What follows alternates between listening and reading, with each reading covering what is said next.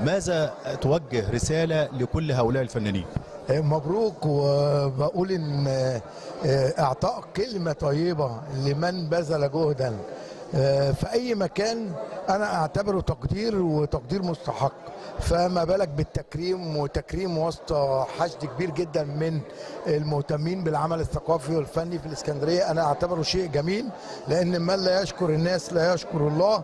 وانا اعتقد ان الاجواء جميله، فيها نوع من الحب والتعارف واللقاء مرة أخرى. يعني كم من شخصية جميلة اليوم التقيتها بعد سنوات من الغياب، وأعتقد أن ذكر من أعطوا للإسكندرية في هذا اليوم وتكريمهم، وبداية في ضمن مهرجان اسكندرية السينمائي في دورته ال40، أنا أعتقد أنها بداية طيبة.